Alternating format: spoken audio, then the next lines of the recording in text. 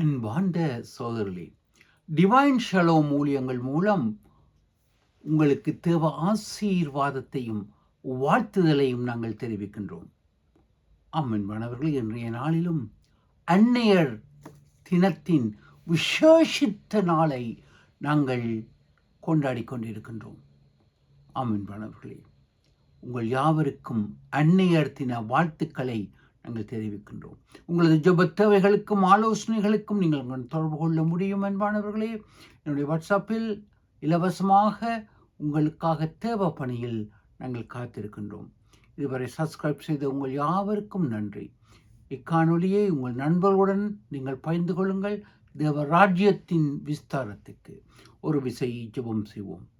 கர்த்தாவே, தாயைப் போல குண இயல்புடையவரே, இவ்வேளையிலும் எங்களது ஜெபங்களை நீர் அங்கீகரித்தருளும். கர்த்தாவே, இவ்வேளையிலும் உம்முடைய பிள்ளைகளாக கர்த்தாவே, சரீர வியாதியிலும் மன துக்கத்திலும் உழன்று கொண்டிருக்கும் உடைய பிள்ளைகளை கண்ணோக்கி பார்த்து தாயின் பாசத்தில் அவர்கள் கண்ணீரை துடைத்து அவர்களுக்கு ஆறுதலை கொடுக்க வேண்டும் என்று கேட்கின்றோம். ராஜா, இந்த வேளையிலும் விசேஷித்த நாட்களை கொண்டாடும் பிள்ளைகளை அபரிதமாய் ஆசீர்வதியும். தெய்வகுமாரனே, நீர் எங்கள் ஜெபங்களை கேளும். தாயாக எங்கள் உள்ளங்களை ஆற்றி தேற்றும். இயேசுவின் நாமத்தில் ஜெபிக்கிறோம் பரம தந்தையே, ஆமீன்.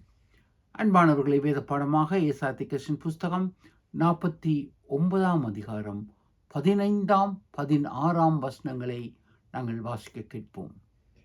ஸ்திரியானவள் தன் கற்பத்தின் பிள்ளைக்கு இறங்காமல் தன் பாலகனை மறப்பாளோ? அவர்கள் மறந்தாலும் நான் உன்னை மறப்பதில்லை. இதோ என் உள்ளங்கைகளில் உன்னை வரைந்திருக்கிறேன். உன் மதில்கள் எப்பொழுதும் என் முன் இருக்கிறது. அன்பானவர்களே, இன்றைய நாளில் அன்னையர் தினம் என்பதை எங்களது நாள்காட்டி உமக்கு எடுத்து கூறுகின்றது. இத்தனை அருமையான விசேஷமான ஒரு திருநாள். இன்றைய நாளிலும் நாங்கள் எங்கள் பெற்றோரை, தாய்மாரை சந்திக்க செல்கின்றோம். அவர்களுக்கு விருந்துபசாரம் செய்கின்றோம். அன்னையர் தினம் வருடத்தில் ஒரு நாள் அல்ல, 365 நாளும் நாங்கள் எங்கள் அன்னையரை போற்றி பராமரிக்க வேண்டும். அவர்கள் இருக்கும் வயோதிப இல்லங்களுக்கு செல்கின்றோம். உணவுப் பொட்டலங்களை கொடுக்கின்றோம். மீண்டும் நாங்கள் வருகின்றோம். இது அல்ல அன்னையர் தினம். உங்கள் உள்ளத்தில் நீங்கள் தினம் தினம் உங்கள் தாயை, பெற்றோரை நேசிப்பது தான் இறைவன் எமக்கு தந்த ஒரு அளப்பெரிய கொடையாக இருக்கின்றது. இன்றைய நாளிலும் எம்மில் அநேகர் நாங்கள் இறைவனை ஒரு தந்தையின் குணாதிசயங்களுடன் நாங்கள் பார்க்கின்றோம். தந்தையாம் இறைவன் என்று அவரை போற்றுகின்றோம்.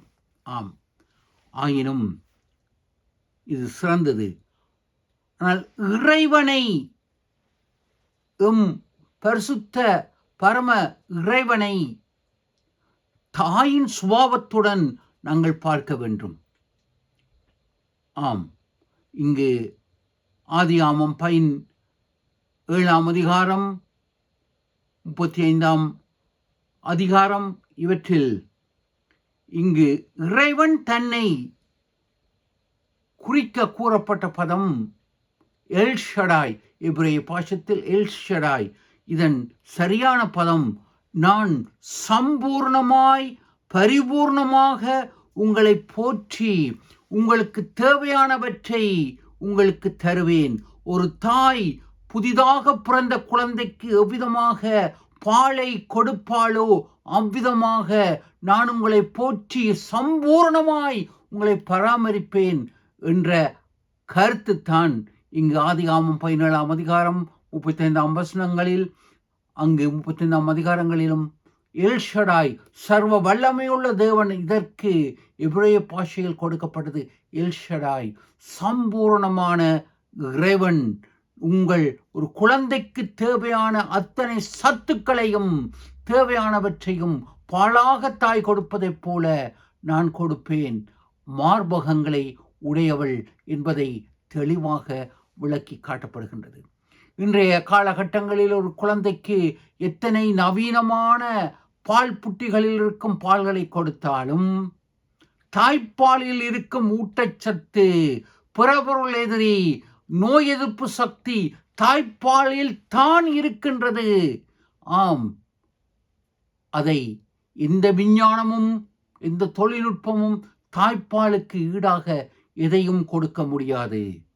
அதைத்தான் இறைவன் உங்களையும் என்னையும் இன்னும் குழந்தையாக பராமரித்துக் கொண்டிருக்கின்றார் என்பதை தெளிவாக இங்கே எடுத்து காட்டுகின்றது. அன்பானவர்களே, தாயின் குணத்தை உடைய அந்த தேவன் எம்பெருமான். இங்கு கூறப்படுகின்றது, ஒரு ஸ்திரியானவள் பால் குடிக்கும் குழந்தையை மறப்பாளோ? மறப்பாளோ? இல்லை. இந்த நேரமும் நேரம் பார்த்து என் குழந்தைக்கு பால் கொடுக்க வேண்டும் என்று அவள் நேரம் பார்த்து பாலை, தன் தாய்ப்பாலை குழந்தைக்கு கொடுக்கின்றாள். வேதம் கூறு, அவள் மறக்க மாட்டாள். அவள் மறந்தாலும், இது ஒரு தர்க்க ரீதியான ஒரு விளக்கமாக, அவள் மறக்க மாட்டாள், மறந்தாலும் நான் உன்னை மறப்பதில்லை. இதை கேட்டுக்கொண்டிருக்கும் என் அன்பு சகோதரியே, சகோதரனே, இன்று அன்புக்காக நீங்கள் ஏங்கிக் கொண்டிருக்கின்றீர்களா? இன்று அன்பு வேணும் என்று நீங்கள் தவித்துக் கொண்டிருக்கின்றீர்களா? ஆயினும் அந்த அன்பு என்று உலகில் உங்களுக்கு கிடைக்கவில்லை, தாய்ப்பாசம் இல்லை, அந்த புனிதமான அன்பு இல்லை என்று நீங்கள் வேதனையின் மத்தியில் இருக்கின்றீர்களா? எம்பெருமான் இயேசு உங்களை அரவணைக்கின்றார். இங்கு தாய்ப்பாசம் என்பது தன்னலமற்ற ஒரு புனிதமான அன்பு, எந்த சுயநலமும் இல்லாத அன்பு தாய்ப்பாசம். தாய்ப்பாசத்துக்கு ஈடு எதுவும் இல்லை.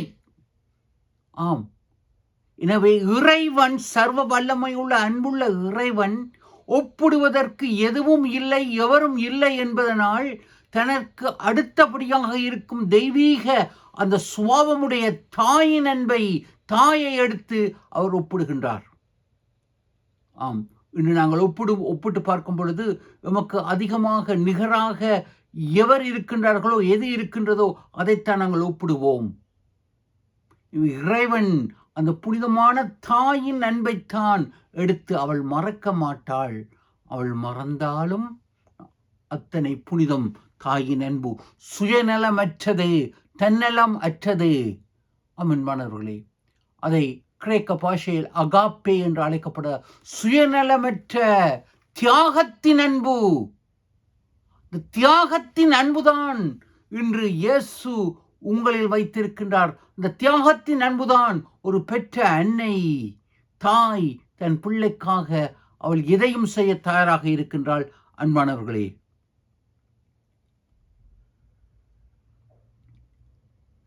இன்று நாங்கள் கூறுகின்றோம், தாயின் பின் தாரம். ஆம், அந்த புனிதமான தாயின் அன்புக்கு பின்பு அந்த தாரம் மனைவி எமக்கு தாயாக இருக்கின்றாள். அதே போல கணவனும் மனைவிக்கு ஒரு தாயாக, தந்தையாக இருக்கின்றார். ஆனால் அநேகருடைய வாழ்க்கையில் இது நடப்பது இல்லை. பேச்சளவில், மொழியளவில் அங்கு தாயின் பின் தாரம் என்பது இல்லாமல் போகின்றது. கசக்கி பிழியும் சூழ்நிலைகள் இன்று இருந்து கொண்டிருக்கின்றது. இப்படியான சூழ்நிலையில் நீங்கள் தூய அன்புக்காக ஏங்கி தவித்துக் கொண்டிருக்கின்றீர்களா? எம்பெருமான் இயேசு உங்களை பார்த்து, என் மகனே, என் மகளே, நீ என்னண்டை வா, உன்னை நான் அன்புடன் அழைக்கின்றேன். இங்கு லூக்கா 15ஆம் அதிகாரத்தில் இயேசு கூறிய உவமை இளைய குமாரன், கெட்ட குமாரன் என்று கொடுக்கப்படுகின்றது. இந்த கெட்ட குமாரன் உவமையில் தந்தை தான் சித்தரிக்கப்படுகின்றார். இத்தனை தந்தைக்கு வேதனையாக தந்தையின் நாமத்தை, கௌரவத்தை கெடுக்கும் அந்த மகனை தந்தை எத்தனை அன்புடன் நேசிக்கின்றார். ஆனால் அங்கு தாயின் சித்திரம் வரையப்படவில்லை, தாயை பற்றி கூறப்படவில்லை. ஏனெனில் இளையகுமாரன் ஓமையில் அங்கு தந்தையின் உள்ளே தாயின் அன்பு இருக்கின்றது. அங்கு தந்தை தந்தையாகவும் தாயாகவும் இருக்கின்றார். மகனை மன்னிக்கின்றார், அரவணைக்கின்றார், ஏற்றுக்கொள்கின்றார். தந்தையாக என் கௌரவம் என்று வரட்டு கௌரவத்தில் இல்லை, தாயின் தியாக அன்பு. ஆம், இளையகுமாரன் லூக்கா 15 அதிகாரத்தில் கொடுக்கப்பட்ட அந்த ஓமையில் அங்கு தந்தைக்குள்ளே தாயின் அன்பு இருக்கின்றது, இறைவனுக்குள் தாயின் அன்பு இருக்கின்றது. எல் ஷடாய் இங்கு கூறப்படுகின்றது, உன்னை என் உள்ளங்கையில் வரைந்திருக்கின்றேன். என்ன, எப்பொழுது உள்ளங்கையிலும் இறைவன் நம்மை வரைந்தார்? ஆம், அது எபிரேய பாஷையில் கொடுக்கப்பட்ட பதம், உள்ளங்கையில் என்னை செதுக்கி இருக்கின்றேன். ஆம், ஆங்கிலத்திலும் I have engraved, I have crafted you என்று கொடுக்கப்படுகிறது. மன்னிக்கவும் ஆங்கிலம் கதைப்பதற்கு, ஆனால் ஆங்கிலம் ஆம், உன்னை செதுக்கி இருக்கின்றேன். எப்பொழுது செதுக்கினார்? சிலுவையில் உங்களையும் என்னையும் மீட்க தாய் அன்பு, தியாகத்தின் அன்பில் தன் கைகளை ஆணிகளினால் கடாவ கொடுக்கப்பட்ட பொழுது உங்களது எனது சாயல் நீங்கள் தனிப்பட்ட முறையில் உள்ளங்கையில் செதுக்கப்பட்டு இருக்கின்றீர்கள். இதை அறிவீர்களா என் அன்பு சகோதரனே, சகோதரியே? நீங்கள் ஆண்டவர் இயேசுவின் உள்ளங்கையில் செதுக்கப்பட்டிருக்கின்றீர்கள். இதை அறியாமல் ஆண்டவரை மறந்து நாங்கள் சென்று கொண்டிருக்கின்றோம். அன்பானவர்களே, இங்கு நாங்கள் இன்னும் பார்க்க வேண்டுமானால், என்னுடைய ஒரு உற்ற நண்பன், ஒரு ஊழியக்காரன், தன்னுடைய தனிப்பட்ட அனைத்தையும் என்னுடன் பகிர்ந்து கொள்வார். அவர் கூறினார், தான் சிறுவனாக இருந்த பொழுது பெற்றோரின் அன்பு கிடைக்கவில்லை, சோதரர்களின் அன்பு கிடைக்கவில்லை, கசக்கி பிழியப்பட்டவனாக, குடும்பத்தால் வெறுக்கப்பட்டவனாக இருந்த பொழுது அந்த பையன் ஆண்டவர் இயேசுவை தன் தாயாக தந்தையாக அறிந்து கொண்டான், ருசித்தான், சுவைத்தான். ஆம், ஒடுக்கப்பட்ட அன்பில்லாத சூழ்நிலையில், நீ அனாதை என்று கூறப்பட்ட சூழ்நிலையில் இயேசுவை தாயாக கண்டுகொண்டான், தந்தையாக கண்டுகொண்டான், அந்த அன்பை ருசித்தான், வளர்ந்தான். ஆம், அவன் ஆண்டவருக்கு தன்னை அர்ப்பணித்தான். வளர்ந்த பின்பு ஊழியக்காரனாக வந்து திருமணம் செய்த பின்பு அங்கு மனைவியின் அன்பு, பிள்ளைகளின் அன்பு கிடைக்கும் என்றால் கிடைக்கவில்லை. அப்பொழுது ஒரு மனைவி எவ்விதமாக இருக்க வேண்டும் என்பதை தன் வாழ்க்கையில் அறிந்து, நான் சரியான மனைவியாக இல்லை ஆண்டவருக்கு என்பதை அறிந்து தன்னை சீர்படுத்தி கொண்டான். நல்ல மனைவியாக, அன்புள்ள மனைவியாக நான் இறைவனுக்கு இருக்க வேண்டும் என்று தன்னை அர்ப்பணித்தான். பிள்ளைகள் அவனை அவமதித்து அவனை வேதனைப்படுத்திய பொழுது மனிதர்களின் முன்பு அவன் வெட்கப்பட்டான். ஆயினும் எவ்விதமாக மகனாக நான் ஆண்டவருக்கு துரோகம் செய்தேன், கெட்ட குமாரனைப் போல நான் வாழ்ந்தேன், எனவே என் பிள்ளைகள் விடும் தவறை பார்த்து நான் எவ்விதம் தவறு செய்கின்றேன் என்று அறிந்து ஆண்டவருக்குள் தன்னை புதுப்பித்துக் கொள்கின்றான். ஆண்டவரின் இந்த புனிதமான அன்பை அறிந்து கொள்கின்றான். பிள்ளைகள் தவறு செய்த பொழுதிலும் அந்த பாசம், தந்தையின் பாசம் அவனை பிள்ளைகள் மேல் அன்பு செலுத்த வைத்தது, மனைவி மேல் அன்பு செலுத்த வைத்தது. அப்பொழுதுதான் இறைவனின் அன்பை அவன் தன் வாழ்க்கையில் ருசித்தான், குடித்தான், அனுபவித்தான். ஆம், தன் வாழ்க்கையின் மூலம் இதே வண்ணம் சீனி சுவைக்கும் என்றால், இனிக்கும் என்றால் புரியாது, சுவைத்தால் தான் அது தெரியும். அதே போல அவன் தன் வாழ்க்கையில் இறைவனை, இயேசுவை தாயாக கண்டுகொண்டான், தந்தையாக கண்டுகொண்டான், கணவனாக கண்டுகொண்டான். இவ்விதம் தன் வாழ்க்கையில் அனுபவத்தின் மூலம் அவன் நேரடியாக அதை உணர்ந்து கொண்டு சுவைத்துக் கொண்டிருக்கின்றான். அன்பானவர்களே, இன்று வேதம் அது ஒரு கதை அல்ல, உங்கள் வாழ்க்கையின் ஒரு அனுபவம், ஒரு சுவை, உங்கள் சொந்த அனுபவம். இளையகுமாரன் என்பது யாருக்கோ சொல்லப்பட்ட கதை அல்ல. நீங்களும் நானும் எத்தனை தடவை இளையகுமாரனைப் போல, கெட்ட குமாரனைப் போல வழி தவறி சொந்த தாயை, பெற்றோரை மறந்து இளையகுமாரனாக சென்று கொண்டிருக்கின்றோம். சற்று சிந்திக்க, எங்களை அந்த குணையல்வில் வைத்து நாங்கள் எவ்விதம் ஆண்டவரை விட்டு போகின்றோம் என்று இன்று அந்நிய தினத்தில் நாங்கள் பார்க்க அழைக்கப்படுகின்றோம். அன்பானவர்களே,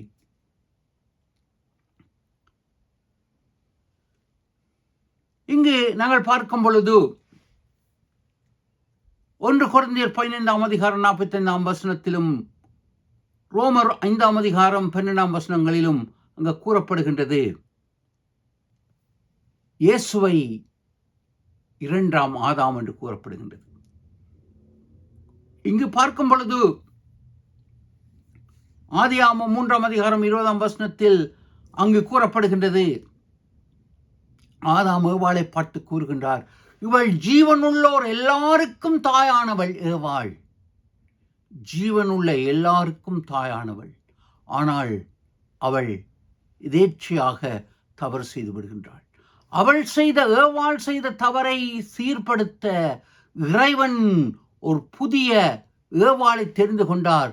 அவள்தான் புனிதமான பரிசுத்தமுள்ள மரியன்னை. இன்று சிறந்த தாய் யார் என்று கேட்டால் நான் மரியன்னையைத்தான் கூறுவேன். ஏனெனில் அவள் பிறப்பதற்கு முன்பால் இறைவனால் தீர்மானிக்கப்பட்டு புனிதமாக்கப்பட்டு புனிதமாக வளர்க்கப்பட்டாள் தன் தாயினால். ஆம், அவள் வளர்ந்தால் புனிதமாக்கப்பட்டாள். இங்கு 2ஆம் ஆதாம் என்று கூறப்படும் பொழுது அங்கு ஆதாமிலிருந்து ஏவாள் விலாயலுமிலிருந்து பிறக்கின்றார். ஏவாள் இன்று நாங்கள் பார்க்கும் பொழுது கொரிந்தியர் 15ஆம் அதிகாரம் 45ஆம் வசனத்தில், ரோமர் 5ஆம் அதிகாரம் 12ஆம் வசனம் முதல் 21ஆம் வசனங்கள் வரையிலும் இயேசுவை 2ஆம் ஆதாமாக குறிக்கப்படுகின்றது. அப்படியாயின் மரியன்னை 2ஆம் ஏவாளாக இறைவனால் தெரிந்து கொள்ளப்பட்டவள். ஏவாள் செய்த தவறை சீர்திருத்த, பெண்ணினால் வந்த தவறை சீர்திருத்த புனிதமாக இறைவன் தெரிந்து கொண்டார். எத்தனை தியாகம்! ஒரு யூத கலாச்சாரத்தின்படி அங்கு லேவி ராமத்தில் கூறப்படுகின்றபடி ஒரு கன்னிகை, அதாவது ஒரு பெண் கற்பவதியாகி தவறு என்றால் கல்லறிந்து கொல்லப்பட வேண்டும். புருஷனை அறியாமல் ஆண்டவர் இயேசுவை, இறை மாட்சிக்காக இயேசுவை அவள் தன் கருவறையில் ஏற்றுக்கொண்டாள். புனிதவதி மரியன்னை. ஆம், ஆண்டவரின் ராஜ்யத்தின் விஸ்தாரத்துக்கு இன்று நீங்களும் நானும் அதே வண்ணம் ஆண்டவரை ஏற்றுக்கொள்கின்றோமா? ஆண்டவருக்காக நாங்கள் சாட்சியாக வாழ்கின்றோமா? இங்கு யோவான் எழுதிய சுவிசேஷம் 3ஆம் அதிகாரம் 16ஆம் வசனத்தில் கூறப்படுகின்றது, குமாரன் மூலம் உங்களுக்கு இரட்சிப்பு. ஆம், தேவன் உலகத்தை இவ்விதமாய் நேசித்தார், அதனால் தன்னுடைய சொந்த குமாரனை உலகத்தில் அனுப்பி அவரை விசுவாசிக்கின்றவர்கள் தேவ ராஜ்யத்தின் விஸ்தாரத்துக்கு, பரலோக ராஜ்யத்தை சுதந்திரிக்க ஏற்றுக்கொள்கின்றார்கள். ஆம், அன்று ஏவாளின் மூலம் சாபம் வந்தது, ஆனால் இன்று மரியன்னை மூலம் உமக்கு ஆசீர்வாதம் வருகின்றது. ஆயினும் மனிதர்கள் மூலம் உமக்கு ரட்சிப்பு இல்லை. எந்த புனிதர்களோ எந்த மனிதர்களோ அல்ல உமக்கு ரட்சிப்பு. இயேசு ஒருவரினால் மட்டும்தான் ரட்சிப்பு. அவர்தான் பரம தந்தை. அவருக்குள் நாம் வாழ்வோமா? அந்த தாய் அன்பு புனிதமானது. இன்றைய நாளிலும் இந்த தாயாகிய இறைவன் இயேசுவை அறிந்து ஏற்றுக்கொண்டு அவருடைய பிள்ளைகளாக நாங்கள் வாழ்வோமா? அன்பை ருசிப்போம். அந்த தாய் பாசத்தை பகிர்ந்து கொள்வோம். தாயைப் போல பிள்ளை, நூலைப் போல சேலை. நூலைப் போல சேலை என்று கூறப்படுகின்றது. தாயாகிய இயேசுவின் சாயலை நாங்கள் மீண்டும் பெறுவதற்கு, ஆம், அந்த இறைவன் மனிதனாய் வந்தார், தாயாக உம்மை ஏற்றுக்கொண்டார். சாயலை தரித்து நாங்கள் இன்றைய நாளிலிருந்து, அதாவது அந்நேர் தினத்திலிருந்து இயேசுவின் சாயலாக அவர் குணையல்புடன் அவர் சிந்தையுடன் வாழ்ந்து நாங்கள் இறைமாட்சிக்காய் வாழ அழைக்கப்படுகிறோம். சிந்திப்போம், செயல்படுவோம். தேவன் உங்களை ஆசீர்வதிப்பார். ஆமென்.